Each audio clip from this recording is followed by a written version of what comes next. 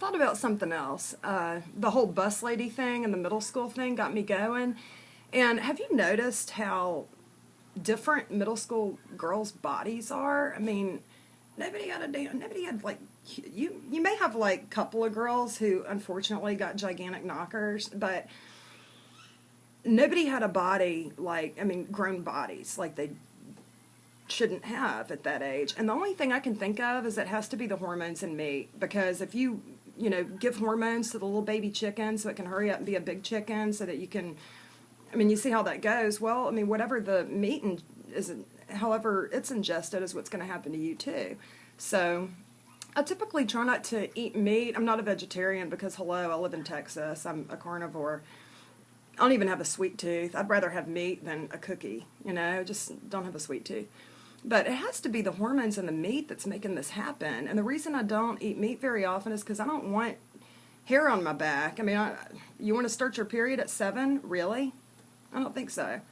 But I also was the kind of girl who, I went to a private school and then I was flushed into a public school. I was incarcerated in Baptist school for most of my life.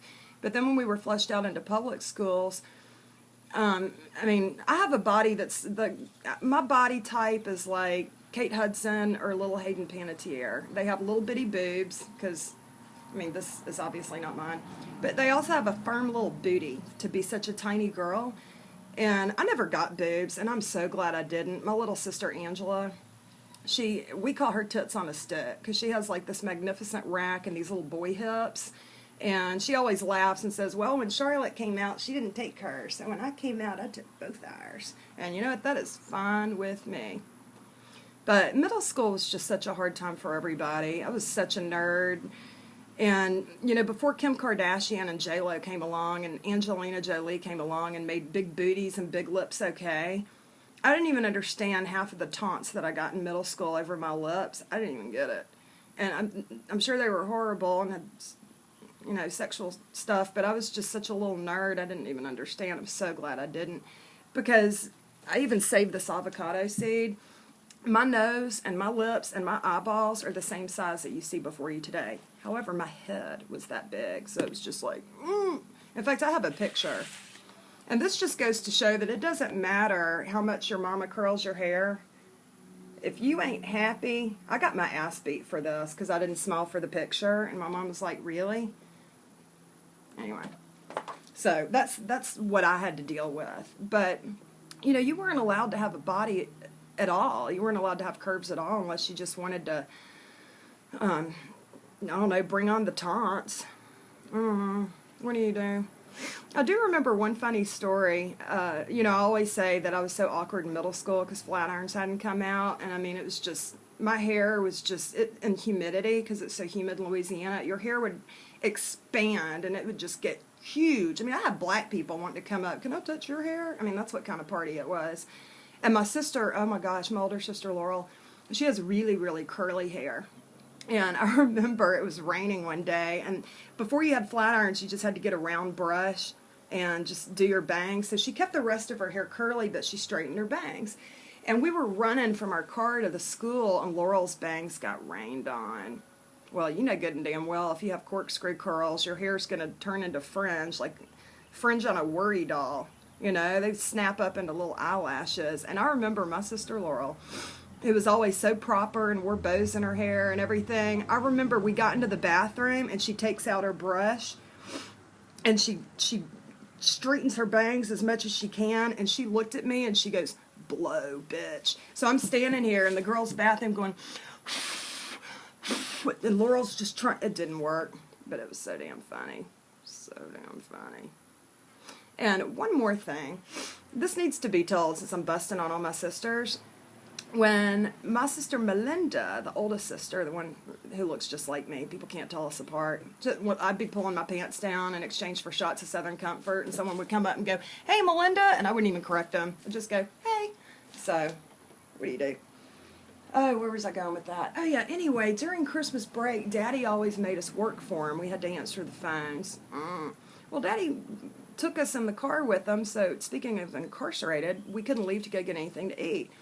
So Daddy leaves for like a 2-hour lunch, and I was smart enough where I brought a little bologna sandwich. I love bologna sandwiches, especially when they're warm to the point where you think this might kill me. That's when they're the best. I mean, I have my standards. Come on. I love Franzia, but I won't touch Spam. So, you know, it's like Florence King said on her years on grandmother's anvil. I'm not sure whether she made a lady out of me or not, but I will tell you this. No matter which sex I went to bed with, I never smoked on the street. Isn't that great? Back to the sandwich. So I unwrapped my little sandwich, and my sister Melinda's like eyeballing us, looking at me, looking at the sandwich, making us feel really uncomfortable. And then she says, I did not bring anything to eat. Can I please have just one bite of that? And I learned a very important lesson that day, and that is, if you want to give somebody a bite of your sandwich, you should put your thumbs where you think their bite should end, and don't let them have it. Don't let that sandwich out of your hands. Because I trusted the bitch, and I hand her my little bologna sandwich, and she takes the biggest bite. Like, she bites it so there's only a ridge of crust. She folds it in, and then she folds it in, and she ate my fucking sandwich in one bite. And then the phone rings. I'm like, I'm not answering it. I'm not answering it, and it might be Daddy, and you're going to get in trouble. And I didn't think she'd be able to answer the phone because she has, you know, like, a little sandwich. She somehow managed to shove that whole sandwich into the side of her cheek, picks up the phone. Good afternoon, this is Melinda. And it sounded just like her regular voice. You couldn't even tell she had any food in her mouth, that bitch. So, in the future, somebody wants a bite, put your little thumbs where you think that bite should end. Right? The joy of having siblings. I mean, speaking of punching people, like I said in my bus lady post, man, you emerge like freaking golden gloves if you have siblings. My sister, our weapon of choice were hair dryers. We just beat the shit out of each other with hair dryers. But, man, if you don't know how to fight, go get yourself some siblings. You'll be licking your thumbs and wrapping up your weave and, you know, getting somebody to hold your hat, taking off your shoes and taking off your earrings until Mama comes in and tells you that she's going to sick Daddy on you when he comes home. Because, man, my dad, he'd pull his belt like a freaking ripcord. He'd be snapping lamps off the end table, swinging it around, getting me. I'm like, bitch, I didn't even do anything. He's like, that's for what I didn't catch you doing. Siblings in the South. All right, I don't even know where the hell I'm going with this, but be careful about hormones and meat because back hair is really not going to go with that tank top.